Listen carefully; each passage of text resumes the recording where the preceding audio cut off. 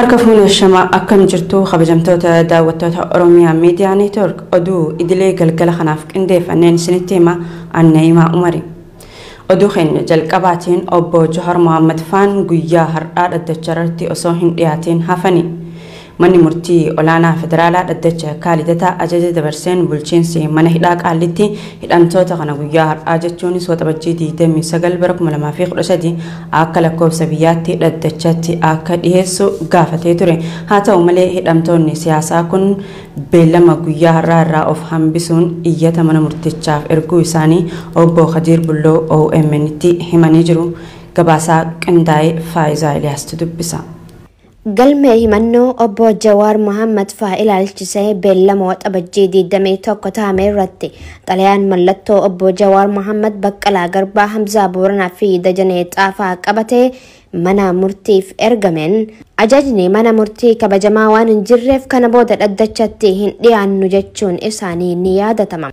بورو مخنان أبو جوار محمد دبلتي همتمتوني قلمي إسا جلا جرن mana murtiitti dhiyaachuu dhabuu isaanii abukaatoo hidhamtoota siyaasaa Oromoo obbo Kadir Bullaw OMN'tti manii jiru.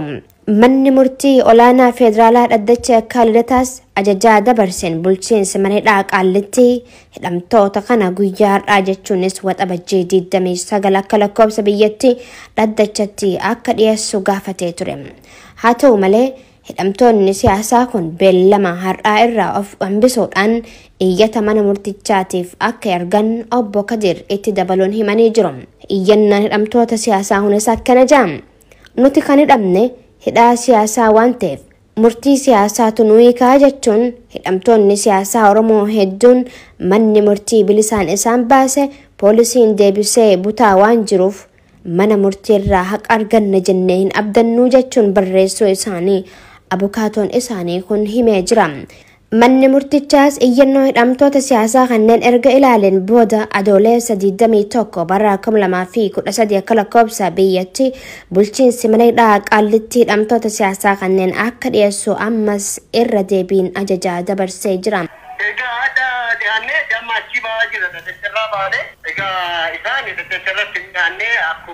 Armando Raman Urtia Tadi, Sani, and Banabuchisa, Jay, which is one Adabaja.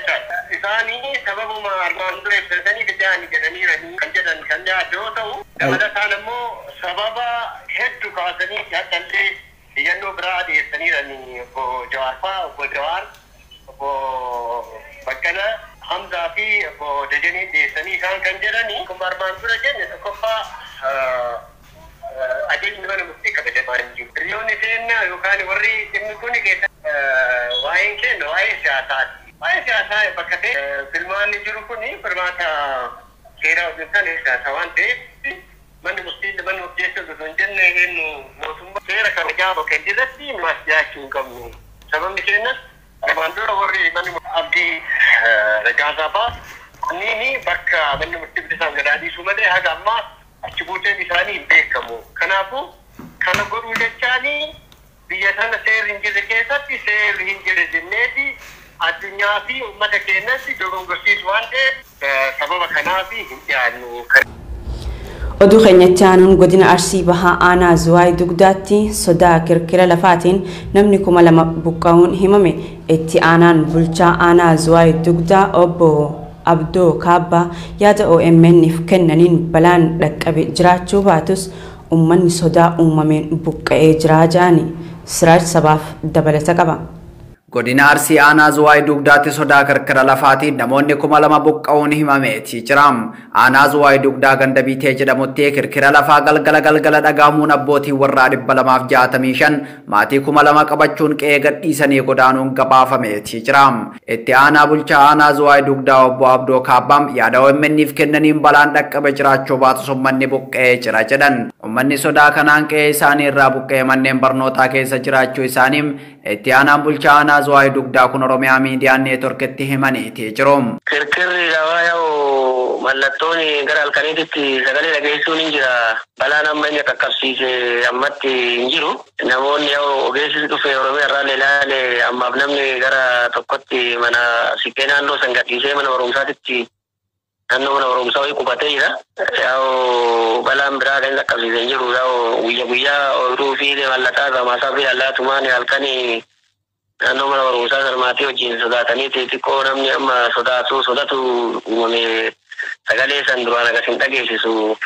Amma sagalee wayii dhageessise waan jedhu kanatu gara halkaniitti dhageessisa sagalee jedhaniitiin bakkoo tokko jiranii. Daayireektarri ji'ooloojii astiroonoomii fi qorannoo hawaa akkasumas qorataan kirkira lafaa Piroofeesar Attaalaa Ayyalaa yaada BBC Afaan Oromoof kennaniin kirkirri lafaa jedhame kun meeshaa kirkira lafaa galmeessuu irratti hin mul'anne kana jechuun kirkirri lafaa bikkirchatti hin mul'anne jechuu miti.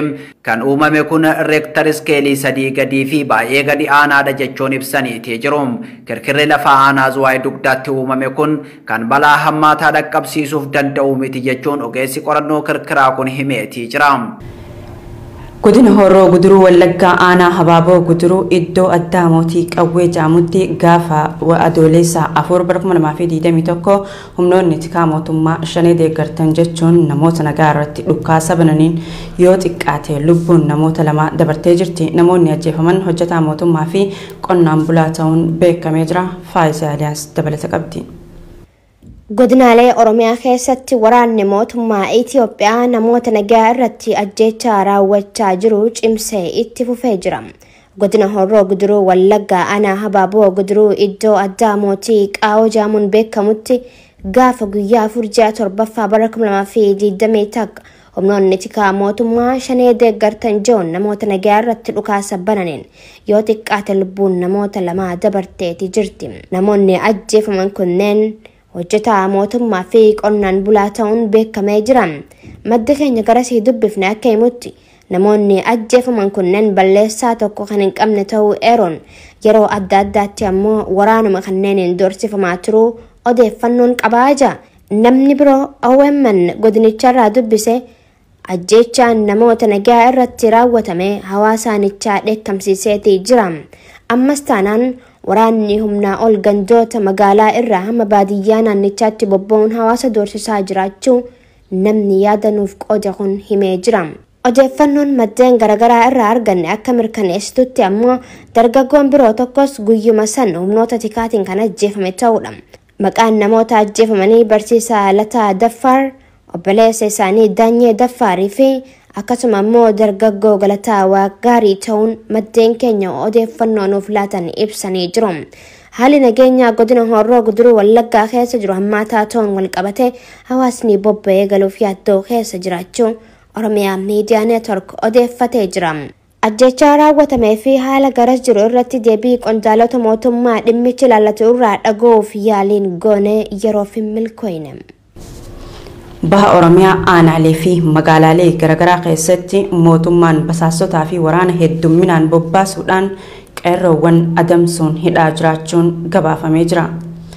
Guyyaa kaleessaa adoolessa 5/2021 aanaa dirree xayyaaraa dabalatee magaalota akka Awwadaay, Hararii fi Kombolchaa fa'aa keessatti sababa tiishartii suuraa artistii Haacaaluu qabu uffattan jechuun qeerroon hedduun humnoota kanneeniin hidhamanii jiraachuu maddeen keenya garasii bilbilaan qunnamnee Oromiyaa Miidiyaa Neetworkitti himanii jiru. Aanaa dirree xayyaaraatti tiishartii suuraa artistii Haacaaluu qabu uffattanii maaliif sirna yaadannoo waggaa tokkoffaa Haacaaluu gaggeessitan sababa jechuun qeerroowwan 2 akka hidhaman akkasuma magaalaa Harariirraayis qeerroowwan 5 akka hidhaman maddeen keenya garasii ifoomsanii jiru. Akkasuma qeerroo hedduu agarsiisa Haacaaluu tiishartii Haacaaluu uffatanii fi akkasuma agarsiisa Haacaaluu yaadannoo waggaa tokkoffaa wareegama isaa yaadatan aanaa dirree xiyyaaratti qeerroo muraasa qabanii hidhanii jiranii. Arallee magaalaa Harar keessatti ijoollee qeerroo gara nama 5 hidhanii jiranii. Ijoollee kana agarsiisa gootan shurraaba Haacaaluu kaatan kajuun hidhanii bifa kanaan dirree xiyyaaratti Hararii fi akkasuma Kombolchaatti illee warreen tiishartii uffatan adamsanii qabaa kan jiran ta'uu isaati jechuudha. Haaluma wal fakkaatuun qeerroowwan nagaa adamsanii hidhuun magaalaa Awwadaay fi Kombolchaa irraas jabaatee itti fufee jiraachuu Oromiyaa Miidiyaa Neetwork odeeffatee jira. Dhumarratti maddi keenya magaalaa Awwadaay dhaamsa isaatiin uummanni Oromoo wal ijaaree tokkummaa isaatiin wal jala hiriiree waraana adda bilisummaa Oromoo jabeessee mootummaa uummataaf hin tolle kana ofirraa buqqisuu qabaa jechuun dhaamsa dabarfatee jira. godinaalee Oromiyaa garagaraa keessatti milishoonni kudhan walitti funaanamuun gara buufata leenjii waraanaatti geeffamaa jiraachuu odeeffannoon Oromiyaa bakkeewwan adda addaa irraa OMN dhaqqabaa jira. Milishoota malees dargaggoonni umriin isaanii ganna 24 hanga 30 jidduu jiran keessatti argamu jaamee jira. Dargaggoonni kunneen mootummaan dirqisiifamanii gara leenjii waraanaatti geeffamaa jiraachuu keessa beeytoonni Oromiyaa Miidiyaa Neetworkitti himanii jiru. Faayisaa Eliyaas. Kutaalee Oromiyaa garagaraa irraa qeerroon yaada isaanii OMN filataniin akka jaanitti mootummaan dabballoota isaa godinaalee hedduu keessa facaasuun akka dargaggoonni leenjii waraanaa fudhatan dirqisiisaa jira. Dargaggoonni umriin isaanii ganna 24 hamma 30 jidduu jiran kanneen lakkoofsaan hedduu ta'an dirqisiifamanii gara iddoo leenjiif qophaa'etti geeffamaa jiraachuu himu dargaggoonni kunneen. Kana malees godinaalee garagaraa keessatti milishoonni kudhan walitti funaanamuun gara buufata leenjii waraanaatti geeffamaa jiraachuu odeeffannoon Oromiyaa bakkeewwan adda addaa irraa OMN dhaqqabaatii jiru. Akka dargaggoonni kunneen jaanitti mootummaan waraana naannoo Tigraay keessatti dhumee fi harkaa booji'ame hedduu bakka buufachuuf dargaggoota Oromoo akka isaan waraanatti makaman dirqaa jiran. Kun ammoo sirrii miti ija. Wayita biyyattiin kufaatii diinagdee fi gaagama siyaasaa hamaa keessa buutee jirtu kanatti mootummaan ilmaan Oromootti dhimma ba'uuf makkeeffachaa jira. Kana ammoo ummanni Oromoo dursee hubachuun itti gaafatama seenaa irraa of baraaruu qabaa jiru qeerroon Oromiyaa. Ammatti xiyyeeffannaan uummata Oromoo qabsoo sabichaa fi xabaasuuf roga maraan tumsa ta'uu qaban dhaamsa dargaggoota kanneeniiti. Hayyootaa fi qabsaa'ota manneen hidhaa keessatti murtee haqaa malee waggoota lakkoofsisaa jiran harka diinaatii baafachuufis ummanni xiyyeeffannoon hojjechuu akka qabus dhaamanii jiru. Tibba dabre kana qilleensarraa buufamuu Oromiyaa Miidiyaa Neetworkiitiin wal qabatee qeerroowwan Oromiyaa kutaalee garagaraa irraa OMN dubbise yaada kennatani. Shirri OMN irratti mootummaa Itiyoophiyaatiin xaxamukamu tumsa uummata Oromootiin injifatamaa har'a gahe ammaas ni injifatamaa jaani. Muhammad Fantaalee dhimma kanarratti waan qindeesse qaba. Shirri Oromiyaa Miidiyaa Neetwork irratti mootummaa Itiyoophiyaatiin xaxamukamu tumsa uummata Oromootiin injifatamaa har'a gahe ammas ni injifatama jedhan qeerroowwan Oromiyaa kutaalee garagaraa irraa OMN dubbise. Ijaafi gurra uummataa kan ta'e Oromiyaa Miidiyaa Neetwork yeroo ammaatti miiliyoonotaan biyyaa fi biyya alaatti daawwatamaa jiran.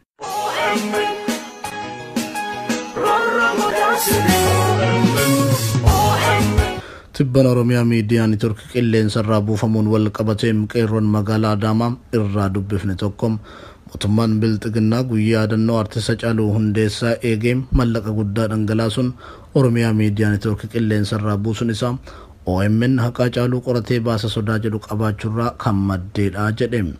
OMN ijaafiim gurra uummata Oromootiin uummanni Oromoo miidiyaa haqasaa jallifame deebisuuf falmu kanam kan duraanii caalam jabeessee bira dhaabbachuu qabaanis dhaamsa qeerrooti. OMN jechuun miidiyaa uummata Oromoo guutuuti. Ijaa fi gurra uummata Oromooti. Kuni akkuma beekamu sirni faashistii mootummaa jedhamu jiru.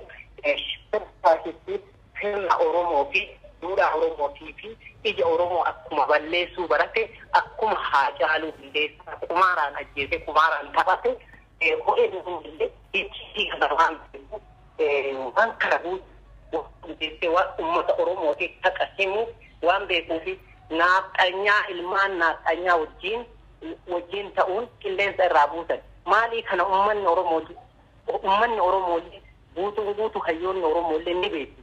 Kana guyyaa san wanti kana buusanii OMN haqa dubbata jedhanii waan beekaniif hicciti Hacaaluu Hundeessaa ni baasa jedhanii haqa Hacaaluu Hundeessaa ni baasa jedhanii waan beekaniif isa qilleensa irraa yoo buufne malee hin jiraanni jedhanii biiliyoona doolaaraan dhangalaaseeti sirni faashistii qilleensa irraa buusuun ni beekamas. OMN jechuun ilmaan Oromoo Oromiyaati. Ija teenna ka Oromoo Oromiyaati. Tareeti ilma Oromoo irraa tareeti saba lammoota cunqurfamaa haqa baasaa OMN jechuudha. Kana waan OMN yoo dhufu uummanni Oromoo waan qabuuf ekonomii qabuuf bira dhaabbachuu qaba. OMN yeroo kamuu taancaala jabeeffachuu qaba.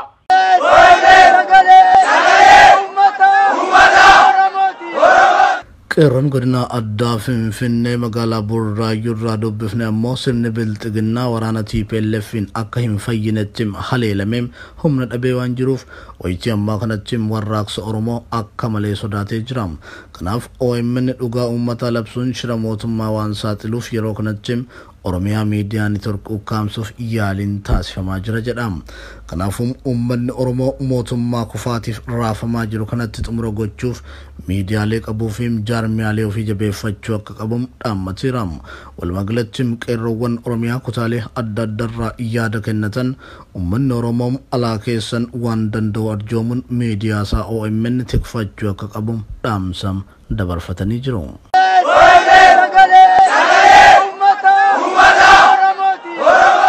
Ijaafi gurra uummataa kan ta'e Oromiyaa Miidiyaa Neetwork yeroo ammaatti miiliyoonotaan biyyaa fi biyya alaatti daawwatamaa jiran.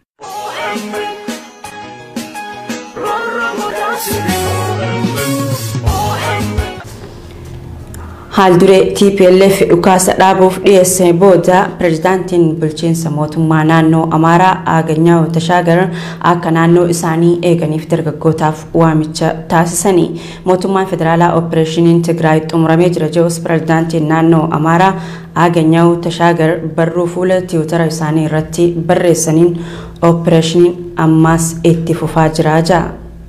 Siraaj sabaaf gabaasaa Addis Standard fi maddeen garaagaraa qindeesseeti jira. Haal duree TPLF dhukaasa dhaabuuf dhiyeesse booda pirezidaantii bulchiinsa mootummaa naannoo Amaaraa Aganyaw Tashaagar akka naannoo isaanii eeganiif dargaggoota naannichaatiif yaamicha taasisaniin pirezidaantiin naannoo Amaaraa Aganyaw Tashaagar barruu fuula tiwiitara isaanii irratti barreessaniin opereeshiniin ammas itti fufee jira. TPLF shororkeessaadhaan kanaaf dargaggoonni naannoo isaanii eeguu qabu. Humni addaa milishaan keenyaa fi raayyaan ittisa biyyaa qophaa'aa ta'uu qabu jechuun haal duree dhukaasa dhaabuu TPLF dhiyeesse booda barreesse. Erga waraanni kaaba Itoophiyaa naannoo Tigraay keessatti hirmaannaa qaamota garaagaraatiin ji'oota 8 oliif adeemsifamee TPLF deebi'ee Maqalee qabatee mootummaan federaalaa labsii dhukaasa dhaabuu labsee booda TPLF haal dureewwan dhukaasa dhaabuuf barbaachisan dhiyeessuu isaa gabaasuun keenya ni yaadatama. Hoogganaan TPLF Dr. Dabratsiyoon Gabra Mikaa'elii fi Geetaachoo Raddaa herreega hin cufamintu jira. Herreega kana cufuun qabsoofna ergaa jedhu humnoota Amaaraa fi Eertiraa akkasumas humnoota Itoophiyaatiif dabarsaniiti jiru. Haal dureewwan TPLF dhiyeesse keessaa humni waraanaa Eertiraa fi milishaan Amaaraa bakka duraan turanitti deebi'uu qabu kan jedhu yoo ta'u, kun ammoo garee Aganyaw Tashaagariin hoogganamu dallansiisaatii jira. TPLF erga Maqalee humna ittisa Tigraay jala galchee booda lafa akka Sagadee, Salaamet, Walqaayitii fi Raayyaan qaama bulchiinsa Tigraay waan taateef mootummaan naannoo Amaaraa gadhiisuu qaba jechuun akka haal dureetti dhiyeesseetii jira. Pirezidaantiin naannoo Amaaraa ammoo opereeshiniin ammas itti fufee jira jechuun dargaggoota naannichaatiif yaamicha erga taasisanii booda dhiibbaa TPLF uummata Amaaraa irraan gahu kamuu qolachuuf qophiidha. Sagadee, Walqaayit, Salaamitii fi Raayyaan kan Amaaraa ta'uu mirkanaa'aadha. Walqaayitii fi Raayyaan ammoo lafa awwaalcha TPLF taati jechuun ergaa dhaadannoo makate dabarsuu isaa Addis Standard gabaaseetii jira. Waa'ee lafa kanaatiin wal qabatee Dr. Abiyyi Ahmad ibsa gaazexeessitootaaf torbee darbee kenneen Amaarri jaalalaa yoo ta'e malee humnaan kan isa jilbiiffachiisuu fedhu ofirraa ittifachuu danda'a jechuun isaanii yaadatama. Bulchaan Itoophiyaa Dr. Abiyyi Ahmad Aliin walgahii addaa afuraffaa paarlaamaan Itoophiyaa wiixata darbee adeemsee irratti raayyaa ittisa biyyaa Tigraay keessaa baasuun waan durfamee sirriitti itti yaadamee hojjetamedha jedhe. Itoophiyaan imbaasiiwwan ishee keessaa 30 kan caalan cufuuf jirti jedhame. Cufamuu imbaasiiwwan kanaatiif daddaaqamuu fi kufaatiin dinagdee hanqina doolaraa hordofsiise sababoota hangafoota jedhamaatii jira. Imbaasiiwwan cufaman keessaa kan biyya ollaa Itoophiyaa Keeniyaatti argamu tokko ta'uu isaa haasaa muummee ministeeraa bu'uura godhachuun maddeen oduu garaagaraa gabaasaatii jiru. Siraaj sabaaf ammaas dabalata qaba. Itoophiyaan imbaasiiwwan ishee keessaa 30 kan caalan cufuuf jirti jedhame. Cufamuu imbaasiiwwan kanaatiif daddaaqamuu fi kufaatiin dinagdee hanqina doolaaraa hordofsiisee sababoota hangafaati jedhamaati jira. Haala siyaasaa biyyattii raafamaa jiru keessatti paarlaamaan biyyattii yeroon isaa dhumatee haasaa kan taasise ministeerri muummee Abiyyi Ahmad imbaasiiwwan 60 biyyattiin guutuu addunyaa irraa qabdu keessaa walakkaa cufuuf akka jiru dubbateeti jira. 60 ምናምን የሚጠጋ ኤምባሲና ቆንስላ ጽሕፈት ቤት ኢትዮጵያ አሁን ባለችበት ሁኔታ ያስፈልጋታል ወይ የሚለውን በደንብ መጠየቅ አስፈላጊ ነው። አሁን እኛ ያስፈልገን እንደዚህ አይነት ነገር እኛ ዶላር በየቦታው ከምንበትል ለጊዜውም ቢሆን ለስድስት ወር ለዓመትም ቢሆን አሁን ካሉ ኤምባሲዎች ቢያንስ 30 መዘጋት አለበት። ኤምባሲ ወንጭፈማን ኬሳ kan biyya ollaa Itoophiyaa Keeniyaatti argamu isa tokko ta'uu haasaa muummee ministeeraa bu'uura godhachuun maddeen oduu garaagaraa gabaasaa jiru. Hammam yaadichi qisaasama sharafa alaa hambisuu kan kaayeffateedha jedhamus murtoon kun kufaatii dippiloomaasii biyyattiin keessa seente mul'isa jedhu xiinxaltoonni. Waggaa sadeen har'aa Abiyyi Ahmad addunyaa irratti hoogganaa jijjiiramaa jedhamuun faarfamaa kan ture yoo ta'u rakkoo hooggansaa inni uumeen Itoophiyaan raafama siyaasaa caccaba diinagdee fi biyya dhiittaan mirga namoomaa suukaneessaa ta'an keessatti raawwatamaa jiru ta'uun addunyaan sagalee tokkoon balaaleffataa jiraachuun beekamaadha. Dhiibbaan dippiloomaasii fi uggurri diinagdee bal'aan mootummaa bilisiginnaa mudate sirnicha hudhee qabee sadarkaa hammaatarraan gahuu isaa kan mul'ataa jiru yoo ta'u tarkaanfii imbaasiiwwan cufuu kunis agarsiistuu dadhabuu sirnichaati jedhamaatii jira. Miira dallansuu fi abdii kutannaatiin paarlaamaa biyyattiif dubbataa kan ture Abiyyi Ahmad imbaasiiwwan cufamuuf deeman keessaa imbaasiin Itoophiyaa Keeniyaa jiru tokko ta'uu gaazexaan Neeshin Afrikaa gabaaseetii jira. Baasii qusachuuf ambaasaddaroota gara biyyaatti deebisnee hojjechiisna jechuun dubbii Abiyyi Ahmad kan tuqe gaazexaan Neeshin Afrikaa laamsha'uun diinagdee Itoophiyaa fi raafamni siyaasaa akkasumas waraanni biyyattii keessatti deemaa jiru dandeettii kafaltii biyyattii guddoo miidhee jira jedheetii jira. Sababa tarkaanfii abbaa irrummaa Abiyyi Ahmad fudhataa jiruun addunyaan irratti kahuun olloota Itoophiyaa dabalatee biyyoonni fagoo fi dhiyoo jiran amala abbaa irrummaa fi gocha suukaneessaa uummata biyyattii irratti raawwataa jiru mormuun tarkaanfii garaagaraa mootummaa bilisiginnaa irratti fudhachaati jiru. Gochoota fokkataa biyyattii keessatti raawwatamaniinis mootummaan bilisiginnaa irraa fuula naanneffachuu isaanii sirnichi karaa diinagdee fi dippiloomaasiin akka jilbeeffatu taasisaa jira jechuun xiinxaltoonni siyaasaa dubbataa turuun isaanii ni yaadatama. Oduu teenya xumuraatiin loltoonni Ameerikaa hundi Afgaanistaan keessaa akka bahan gareen Taalibaan gaafate. Ergamni waraana neetoo ganna 20 Afgaanistaan keessa ture xumuramuun walqabatee mariin qaaxarrii taasifameen yeroo loltoonni oduu teenya xumuraatiin loltoonni Ameerikaa hundi Afgaanistaan keessaa akka bahan gareen Taalibaan gaafate. Ergamni waraana neetoo ganna 20 Afgaanistaan keessa ture xumuramuun walqabatee marii qaaxarrii taasifameen yeroo loltoonni bahuu eegalanitti Ameerikaan loltoonni muraasni imbaasiiwwanii fi buufata xiyyaaraa eeguuf ibsa Ameerikaa kana hordofee dubbii himaan Taalibaan Suheel Shaahin loltoonni biyyoota alaa hundi guyyaa qabameef booda Afgaanistaan keessatti yoo argaman akka weerartootaatti ilaalamu waliigaltee Doohaa cabsuun loltoota isaanii asitti hambisanii kan bahan yoo ta'e tarkaanfiin itti aanu hoogganni keenya mari'atee murteessaa jee. Gareen Taalibaan erga bara 2001 gargaarsa Ameerikaatiin aangoo irraa fonqolfamee booda yeroo duraaf bara 2018 irraa jalqabee marii karaa nagayaa Ameerikaa wajjin kan jalqabe yoo ta'u gurraandhala bara 2020 Qaatar Doohaatti waliigaltee Ameerikaa loltoota ishee akka Afgaanistaan keessaa baaftuu fi Taalibaan ammoo dahoo fiinxaalessoota amantaa akka hin taane mallatteessani. Guyyaan loltoonni Ameerikaa fi neetoon guutumaan guututti Afgaanistaan keessaa itti bahan fulbaana 11 jedhamee jira. Aljazeeraa fi BBC wabeeffanne. Tolee kabajamtoota daawwattoota Oromiyaa Miidiyaa Neetwork oduun idilee galgala kanaaf qabanne kan hanga ammaatti daawwachaa turtan kana fakkaata. Ogeessi kaameraa fi gulaalleen suursagaa Toojii Muhammad na waliin ture. Qophiilee Oromiyaa Miidiyaa Neetwork tanneen hafanii waliin turtii gaarii.